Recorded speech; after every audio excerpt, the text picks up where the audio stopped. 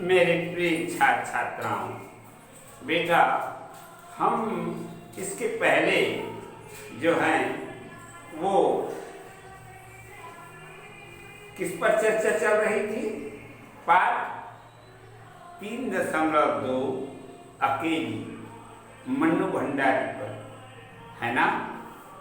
ये इसकी जो लेख है बहुत ही उत्तेजित कर देने वाली है। बुआ ने साड़ी की मोड़ लगा करके सुखा दी, फिर एक नई थाली निकाली। देख लिए 55 पृष्ठ है बेटा। हाँ, नई थाली निकाली। अपनी जवानी के दिनों में बुना हुआ कोशिये का एक छोटा सा मेज पोश निकाला। थाली में साड़ी, सिंदूरदानी, एक नारियल और थोड़े से बतासे सजाए, फिर जाकर के राधा को दिखाए। सन्यासी महाराज सवेरे से ही इस आयोजन को देख रहे थे। उन्होंने कल से लेकर के आज तक कोई 25 बार चेतावनी दी थी कि यदि कोई बुलाने ना आए तो चली मत जाना, नहीं तो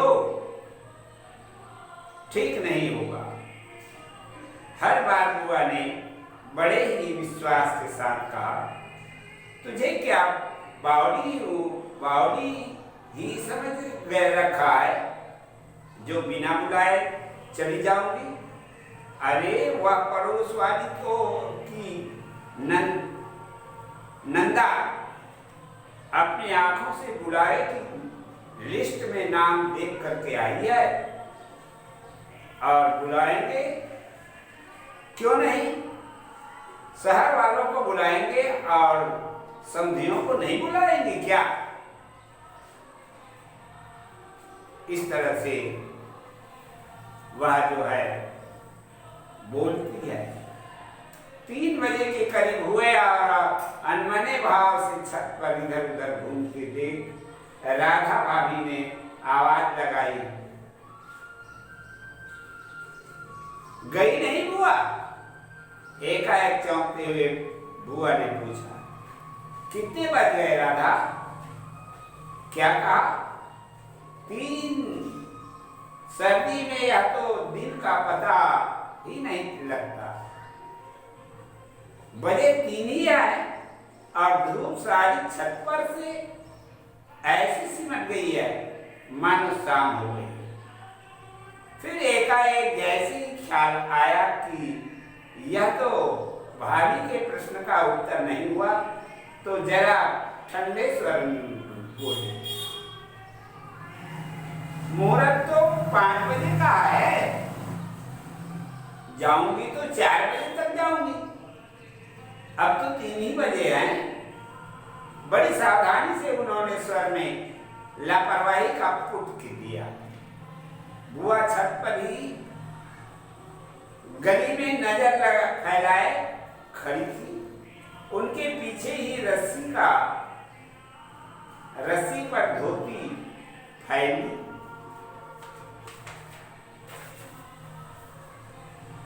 फैली हुई थी। उसमें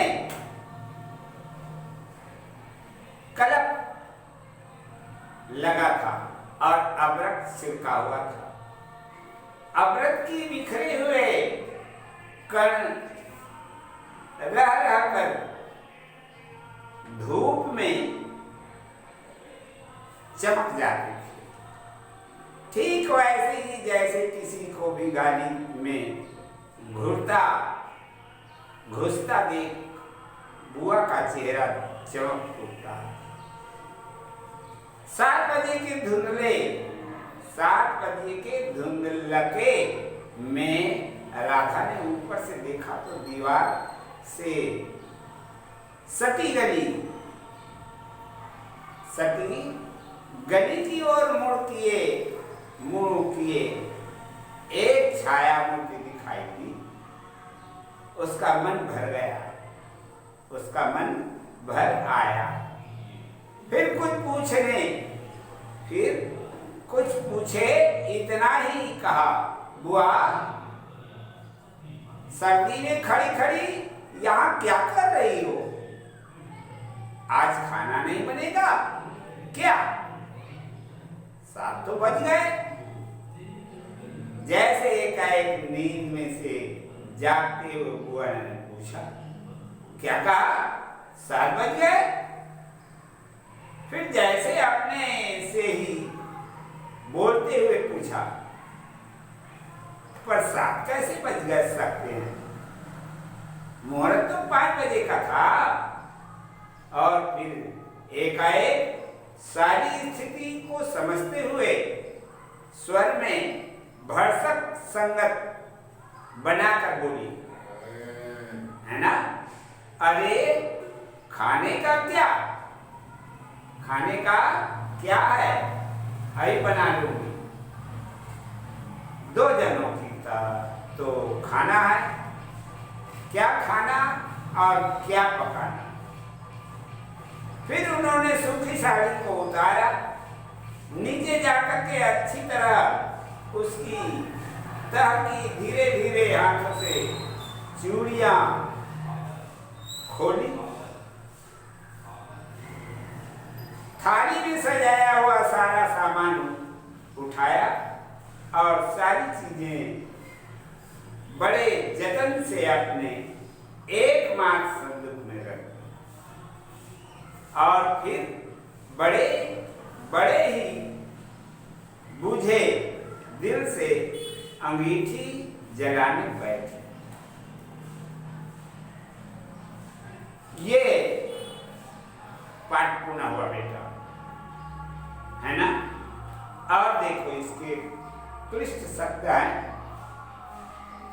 परित्यक्ता माने त्यागी हुई स्त्री, तजकर छोड़कर, अबाध बिना किसी रोक टोक, शिथिल सुस्त, गुरु घमंड, भरमाना भ्रम से में डालना,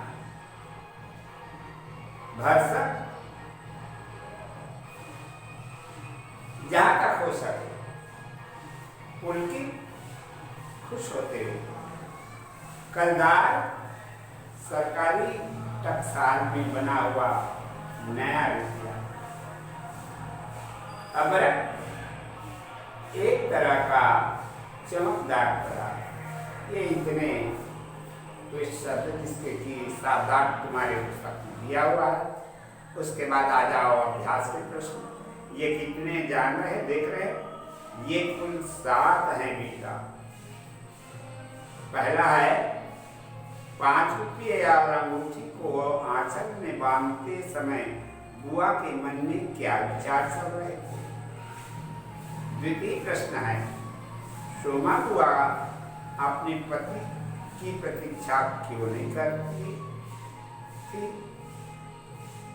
तृतीय, सोमा बुआ किशोरी लाल के घर मुंडन के कार्यक्रम में पहुंची तो उन्होंने वहां क्या हालत देखी,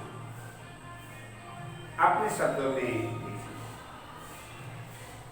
चौथा, बुआ की सोच और नए फैशन वाली सोच में आप किस तरह के अंतर पाते हैं। पंचम, मानो वे दूसरे के घर में नहीं अपने ही घर में काम कर रही है। इस पंक्ति के माध्यम से सोमा बुआ के व्यक्तित्व के बारे में कौन कौन से बातें सामने आती है। छठवां, कहानी में आए पात्र सोमा बुआ और पति तथा राधा भाभी और विधवा ननंद भी व्यक्तित्व पर संक्षिप्त टिप्पणी कीजिए।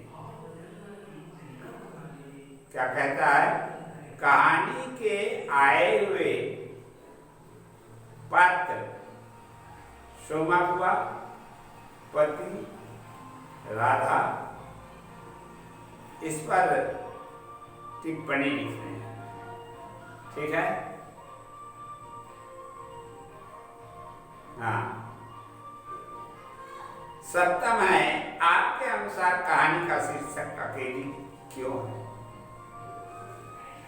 ये 7 प्रश्न है बेटा, इसके उत्तर पाठ तुमको पढ़ा दिया है ना, और वर्णनात्मक टाइप का है, ये कोई खास नहीं। तो इसके प्रश्नों के उत्तर तुमको स्वयं बनाने हैं। समझ में आया? देखो पाठ के आगे 4 प्रश्न और हैं, इन 4 प्रश्नों को भी बनाने हैं। भाषा अध्ययन, अनुनासिक। अनुनासिक किसको कहते हैं मैंने तुमको बताया।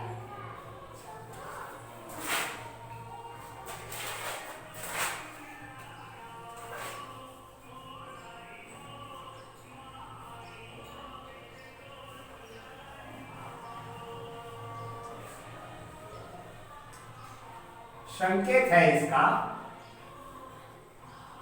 इस तरह से, यहां पर कोई वर्ण में इस तरह संकेत है तो समझ जाना कि ये अनुनासिक है।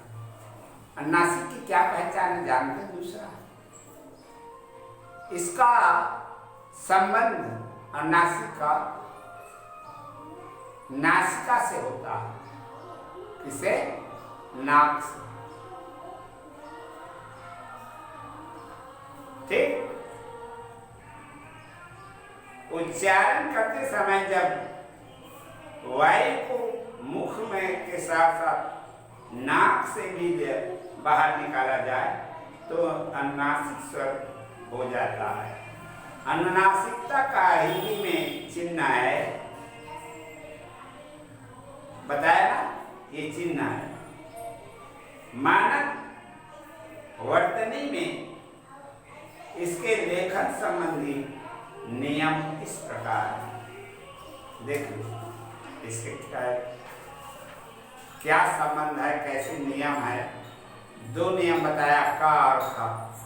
जिस स्वरों अथवा उनके मात्राओं का कोई भी हिस्सा यदि शिरोरेखा के बाहर नहीं निकलता है तो अनुनासिकता के स्थान के लिए चंद्र बिंदु लगाते हैं। उस स्थान पर चंद्र बिंदु लगाते हैं।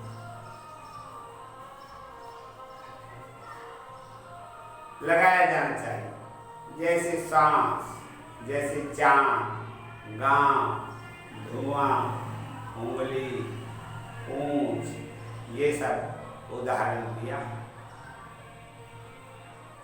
अब जिन स्वरों अथवा उनकी मात्राओं का यदि कोई एक हिस्सा किशोरी जी का एक ऊपर निकल रहता है तो वहां अनुनासिकता को भी बिंदु से ही लिखना चाहिए। जैसे चोंच, कोपल में केंचुआ, गेंद आदि। अब देखो अनुस्वार, यह हमने देखा अनुनासिक अनुस्वार। हिंदी में अनुस्वार एक नासिक व्यंजन, जिसे अनुस्वार कैसे लिखते हैं देख लो।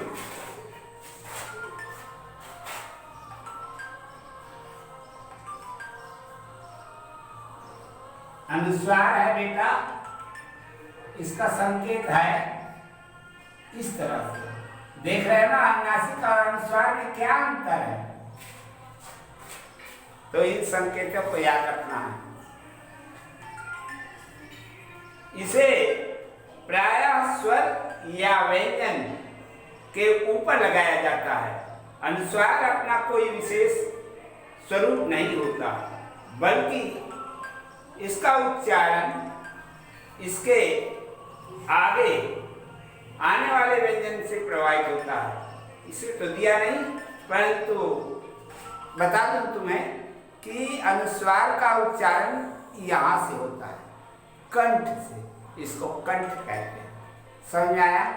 अनुनासिक को देखे ना, उसका उच्चारण यहाँ से, नासिका से, ठीक है। ये अनुस्वार है। अब कवर्ग, चवर्ग, टवर्ग, तवर्ग, पवर्ग, ये सब सारे जो दिए हैं उसको अगले पीरियड में पढ़ाएंगे, ठीक।